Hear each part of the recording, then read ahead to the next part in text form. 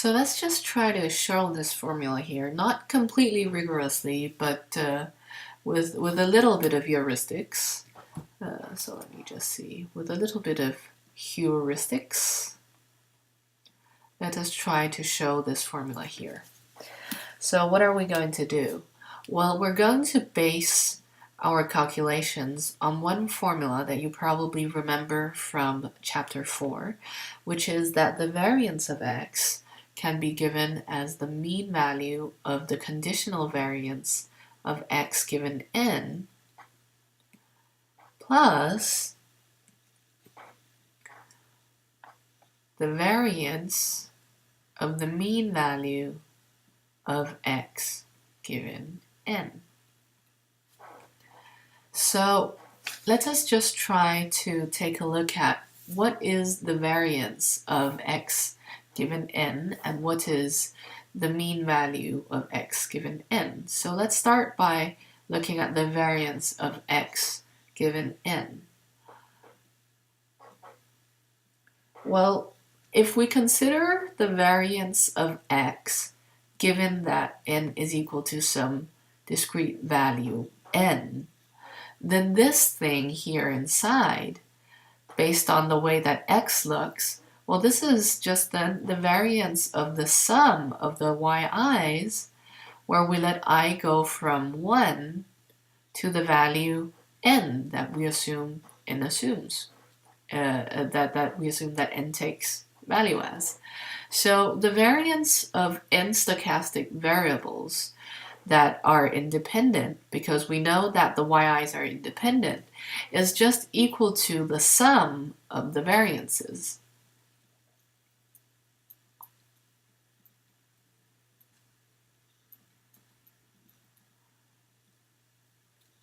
And since the yi's are identically distributed, then what we get essentially is just n multiplied by the variance of one of the y's.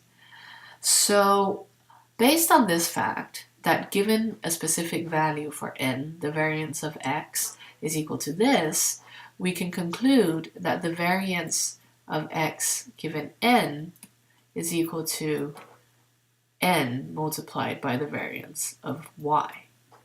So kind of in citation marks here, because it's not a very rigorous proof, but it does make sense. So that was the part for the variance of x given n. Now what is the mean value of x given n?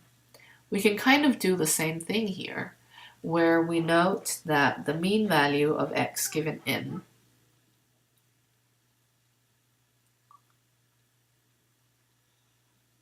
being equal to some specific number is equal to the mean value of this sum up to this specific number n.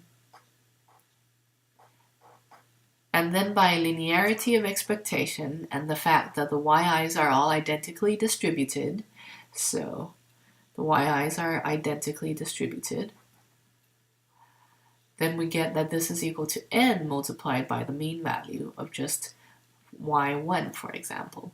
So that means that in conclusion, the mean of x given n is equal to capital N multiplied by the mean of y.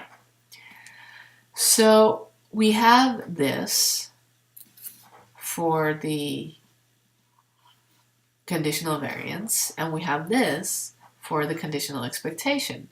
So now we can kind of continue our calculations. So let's just continue our calculations here. We have the variance of x is equal to the mean of n multiplied by the variance of y plus the variance of n multiplied by the mean of y inside the variance. So we're almost done now, because this thing here is just a number, right? And this thing here is just a number. So we can always just move a constant outside of the mean value. So here we have the variance of a y multiplied by the mean value of n plus the variance of n, and then when I move this constant outside of the variance, I have to take its square, right? So multiplied by the mean of y squared.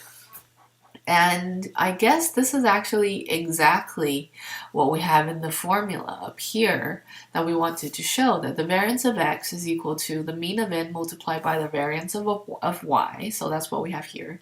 The mean of n multiplied by the variance of y, and then we have plus the variance of n multiplied by the mean of y taken to the second power. And that is what we also have here, the variance of n multiplied by the mean taken to the second power.